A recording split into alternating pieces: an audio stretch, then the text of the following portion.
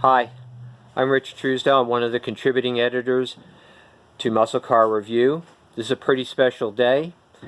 We are here at an undisclosed location in Northern California, and we are unearthing the final 52nd Hurst SS AMX that were built in 1969, and I'm going to introduce to you the seller, and he'll introduce the buyer.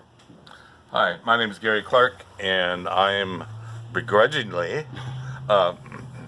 turning this car over to Dan Curtis.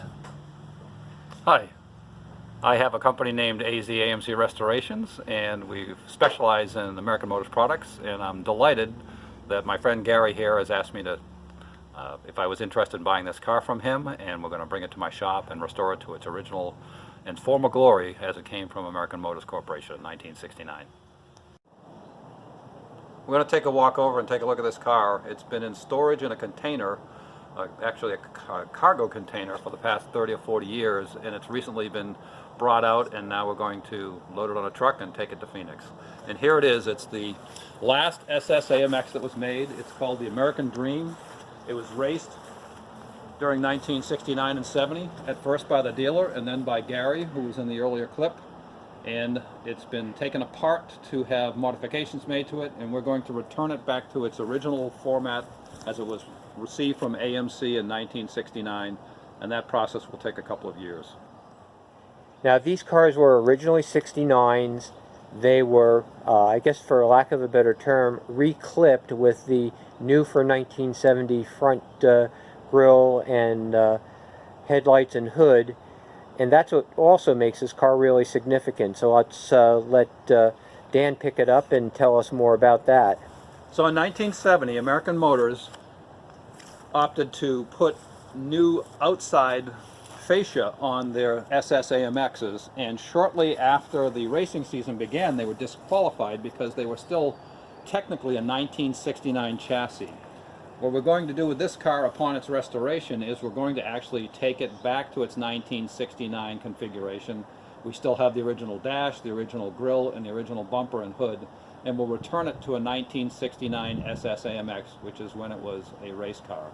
Noteworthy on this car is that it actually was the NHRA regional champion 3 times for the northwest part of the United States. It was raced a lot in Alaska, and we're going to again bring it back to that configuration from when it was raced in Alaska, and it was a very successful race car.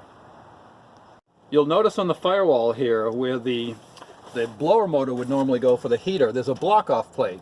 So American Motors removed every conceivable part they could to save weight. And you'll also notice that the brake cylinder, the master cylinder, lacks any type of power booster.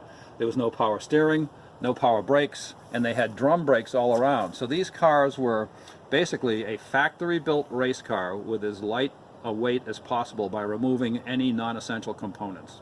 And what is the connection to Hurst? So what Hurst did was they were commissioned by American Motors to make modifications to the car, including changing out the rear axle spring perches, as well as modifying some of the other components underneath the car. They went to Crane, and Crane took the cylinder heads and ported and polished them, as well as enlarged the chambers and put in new larger exhaust and intake valves. And the cars came with a cross-ram intake manifold, which is 2 4-barrel carburetors diagonally opposed to each other on the top of the engine, as well as it came with Doug Thorley headers, a Mallory dual-point distributor, and 2 Holley carburetors, all of which were shipped with the car and then added to the car by the race team. Interestingly, they did not put any type of special camshaft in it. Rather, they left the AMC 390 engine to be modified by the owners and pick whatever camshaft they wanted. They did, however, install very high compression pistons so that it was a 13.2 to 1 compression engine, which generated a whole bunch of additional horsepower. These cars were racing in the low 10s back in 1969, which was an extraordinarily fast and powerful car at that time. One of the attractions when Gary asked me if I was interested in buying the car is that it came with all the original racing parts. And here you can see a picture of the original cross-ram intake manifold, and that is with the diagonally opposed carburetors sitting on top of the engine with 2 Holley 4-barrels. Additionally, the car came with an array of different cylinder heads as well as other engine components.